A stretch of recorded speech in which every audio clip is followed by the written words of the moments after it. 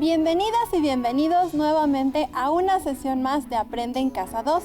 Mi nombre es Lourdes de Santos Arellano.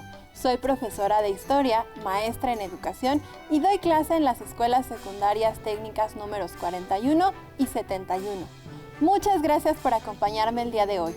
Espero que estén aprovechando al máximo este tiempo para estudiar con Aprende en Casa 2, un programa que tiene la finalidad de que podamos continuar adquiriendo nuevos conocimientos y habilidades correspondientes a la asignatura de Historia, primer grado de Educación Secundaria.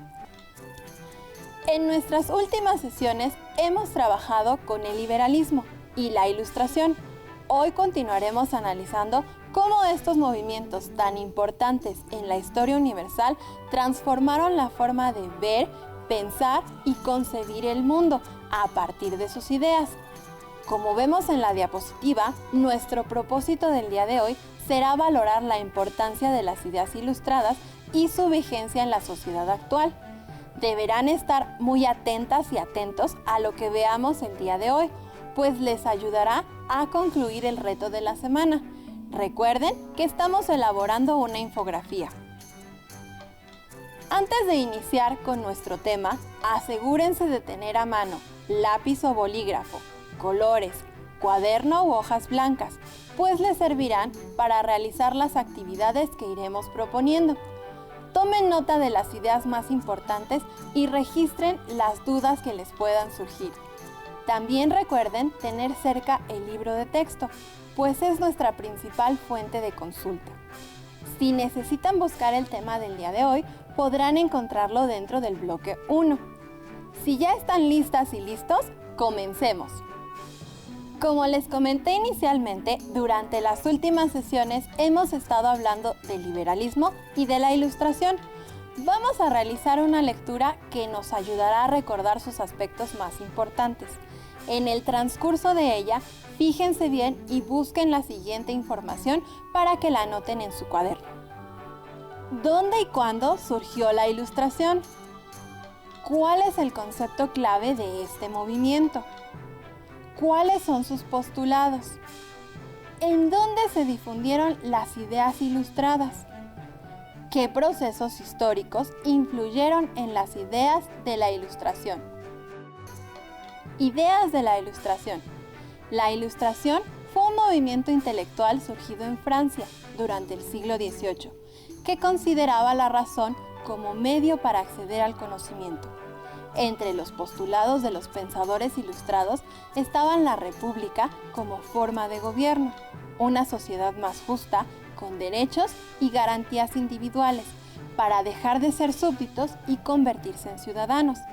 Tanto el liberalismo como la Ilustración se difundieron en Europa y América y sentaron las bases de las revoluciones ocurridas a finales del siglo XVIII, como la independencia de las 13 colonias de Norteamérica y la Revolución Francesa, procesos que enarbolaron las ideas de ambas corrientes, además de las revoluciones de independencia de las colonias iberoamericanas a principios del siglo XIX. Este pensamiento favoreció el constitucionalismo y la aparición de nuevos estados nacionales en el siglo XIX. Como escuchamos en la lectura, la Ilustración surgió en Francia en el siglo XVIII y su concepto clave es la razón. De ahí que al siglo XVIII también se le conozca como siglo de las luces, porque los ilustrados pensaban que todo debía estar iluminado por la luz de la razón y no de la religión, como sucedía en la antigüedad. La Ilustración postulaba la conformación de un gobierno republicano y una sociedad más justa, donde las personas tuvieran el derecho a la ciudadanía y las garantías individuales, ideas que se extendieron por Europa y América, fomentando el surgimiento de procesos históricos como la independencia de las 13 colonias, la Revolución Francesa, las independencias iberoamericanas y el constitucionalismo. ¿Lo tienen claro? Espero que sí, porque toda esta información nos servirá más adelante. Como expliqué al principio de nuestra sesión, el día de hoy nuestro propósito consiste en valorar la importancia y la vigencia de las ideas ilustradas. Para ello, vamos a analizar un aspecto de la vida cotidiana que ha estado presente a lo largo de la historia, permanece vigente y con toda seguridad continuará en el futuro. ¿Adivinan de qué hablo? Es un aspecto que ha estado presente prácticamente en toda la historia de la humanidad y nos servirá para analizar los cambios que derivaron de la Ilustración. ¿Ya lo descubrieron? Así es, estamos hablando de la educación. Para entender cómo las ideas del liberalismo y la Ilustración transformaron la educación, realicemos un viaje al pasado. Para que les sea más fácil organizar la información, elaboraremos una sencilla línea del tiempo como esta, en donde iremos anotando los datos más importantes sobre la educación en cada uno de los procesos históricos que visitemos. Esta línea les servirá para complementar su infografía y cumplir con el reto de esta semana. Nuestra primera parada es en la Edad Antigua.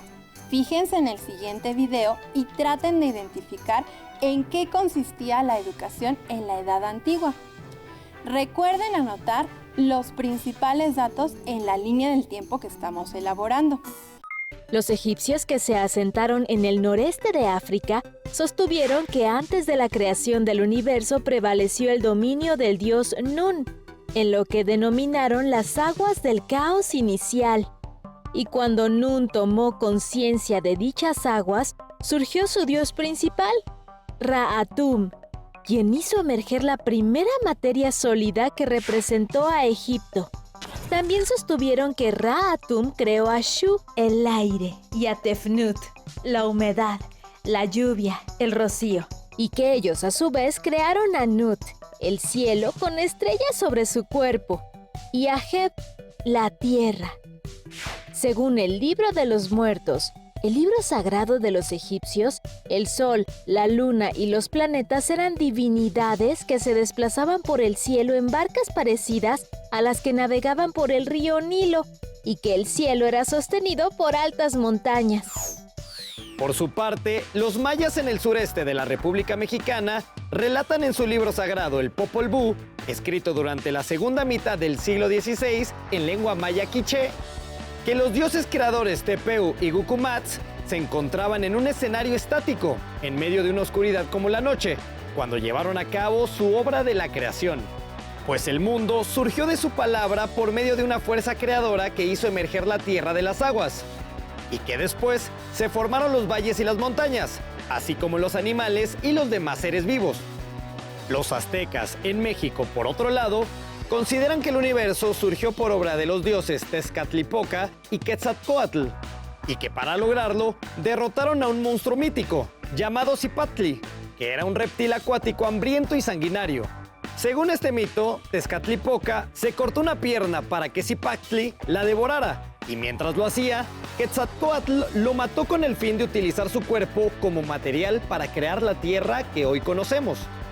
De acuerdo con la cosmogonía azteca, el mundo se ha destruido y ha renacido en diferentes eras, con la destrucción del primer sol y la creación de nuevos soles sucesivos por obra de los dioses.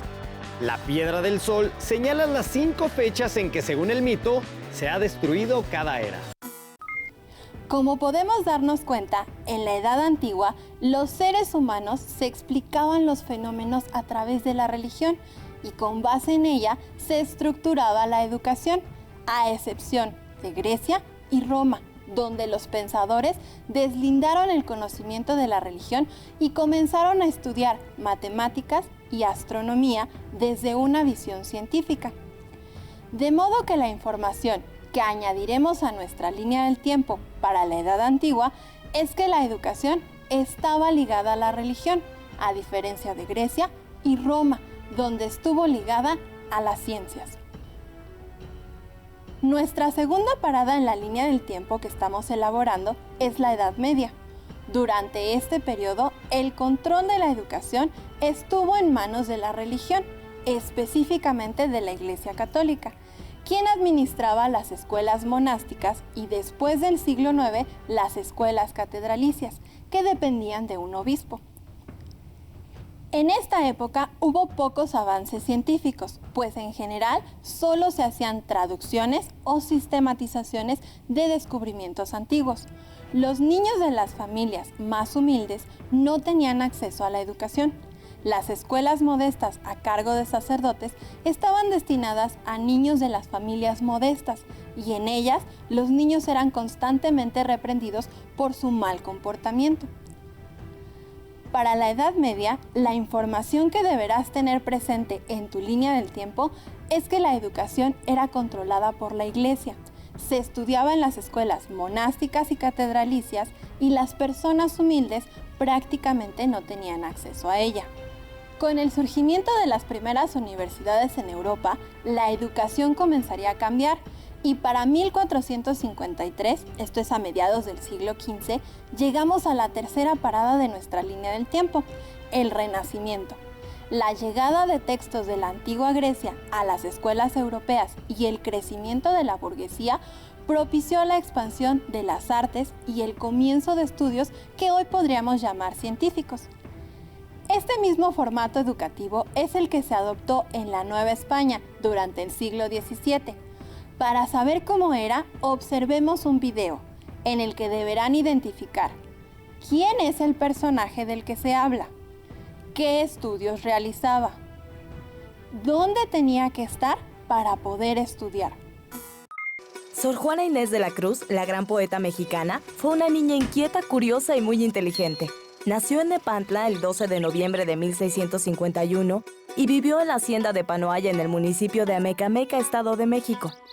En ese lugar, la pequeña Juana Ramírez de Asbaje corría por los jardines y jugaba en el patio, en las grandes estancias y en el campo. Nací, escribió en un poema, donde los rayos solares me mirasen de hito en hito. Pero lo que más llamaba la atención de Juana era la biblioteca que su abuelo materno tenía en la hacienda, por lo que pasaba largo tiempo entre los anaqueles de libros, primero hojeando y muy pronto leyendo. Sí, porque a los 3 años de edad ya sabía cómo hacerlo. Esto es increíble si tomamos en cuenta que su propia madre no sabía leer. A los 8 años compuso su primer poema y ganó un concurso local. Entusiasmada, le pedía todo el tiempo a su mamá que la vistiera de hombre para poder ir a la universidad, pues en aquella época las mujeres no se les permitía estudiar. Y es que todo le daba curiosidad. Un día, cuenta ella misma, vio cómo 2 niñas jugaban al trompo y al observar, empezó a preguntarse por la línea circular que dibujaba el juguete y el impulso ya independiente de la fuerza que había causado su girar. El ansia de saber de la niña Juana era tan poderosa que llegó incluso a imponerse sanciones si no aprendía correctamente las materias que quería conocer. Dejaba de comer lo que más le gustaba, por ejemplo, o más tarde, cuando ya vivía en la Ciudad de México con un tío suyo, se cortaba el pelo y no salía de su estudio hasta que no le hubiera crecido de nuevo, pues como ella misma decía, no me parecía razón suficiente que estuviese vestida de cabellos, cabeza tan desnuda de noticias, que era más apetecible adorno. Y en efecto, su empeño dio resultado. Cuentan que aprendió latín en 20 lecciones y muy pronto ya era conocida en la corte del virreinato como un prodigio de conocimiento. Lo que más le interesaba eran la música, la ciencia, la literatura y el arte, y tan profundo era su saber que un día la invitaron a discutir sobre diversos temas con 40 sabios de la ciudad, a quienes dejó perplejos por sus respuestas siempre atinadas y lúcidas. Por ese entonces, Juana era dama de compañía de la virreina. Cuando tenía alrededor de 16 años, decidió hacerse monja para poder dedicar su vida al estudio en paz y tranquilidad y escribir poesía, su gran pasión que la hizo mundialmente famosa. Fue entonces que ingresó al convento de San Jerónimo en el centro de la Ciudad de México, en donde adoptó el nombre de Sor Juana Inés de la Cruz. Ahí vivió hasta su muerte, el 17 de abril de 1695, a los 43 años de edad, rodeada de saber y poesía. Si pusieron atención al video, habrán observado que la protagonista es Sor Juana Inés de la Cruz, quien, para poder continuar con sus estudios de poesía, latín, música, ciencia, arte y literatura, se vio obligada a ingresar al convento. Esto nos demuestra que la educación todavía seguía siendo controlada por la Iglesia Católica.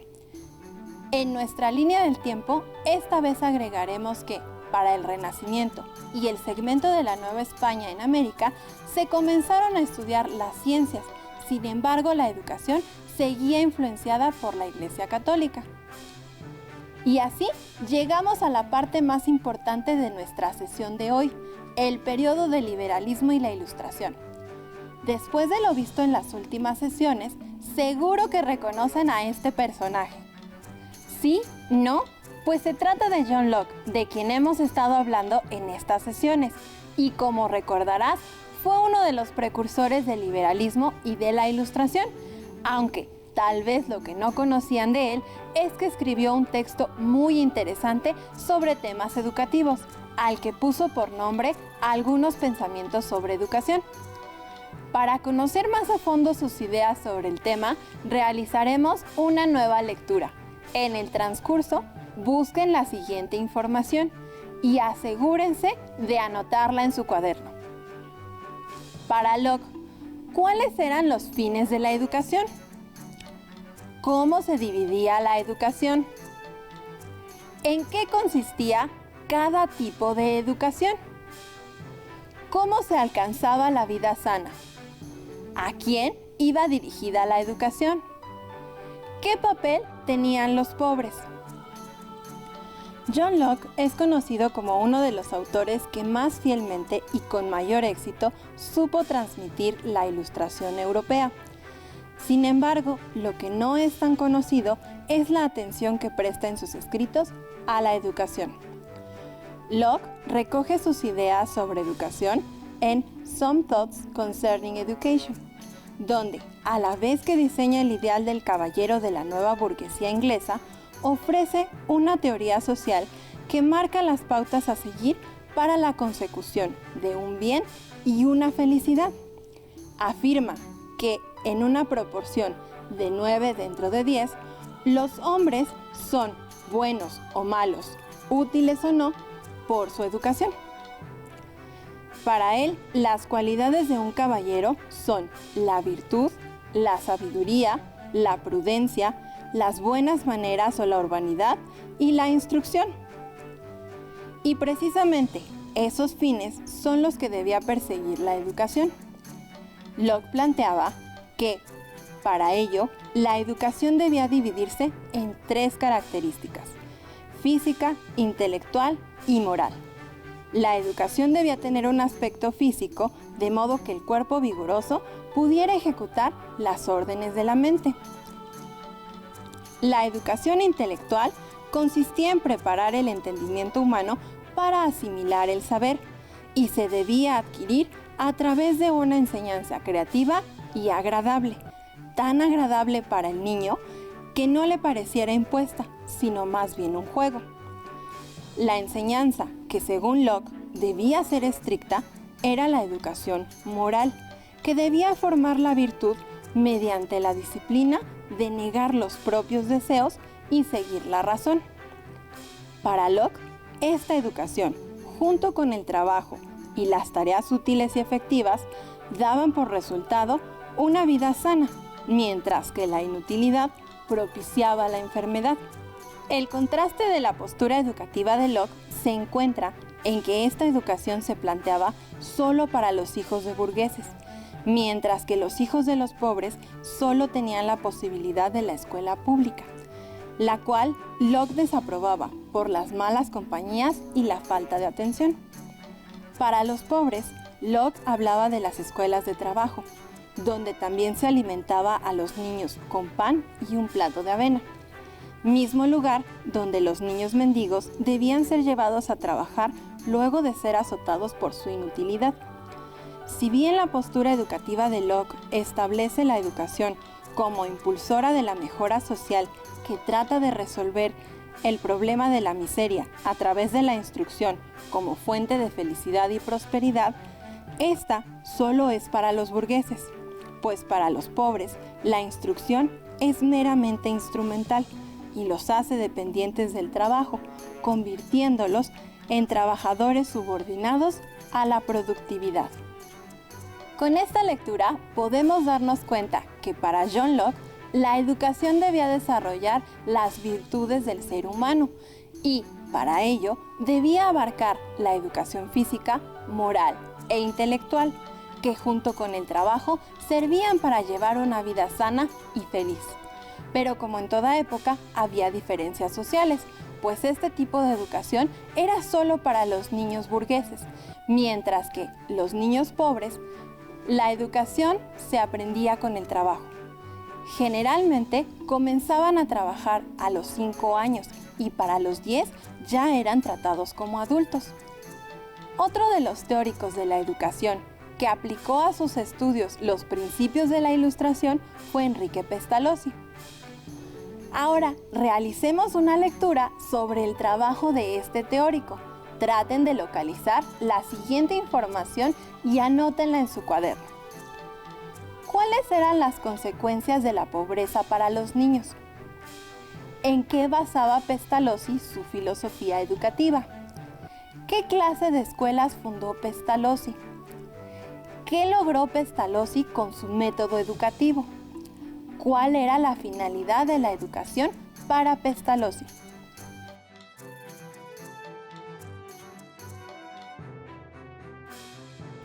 Hijo de una familia protestante de Suiza, Enrique Pestalozzi se quedó huérfano a los 6 años.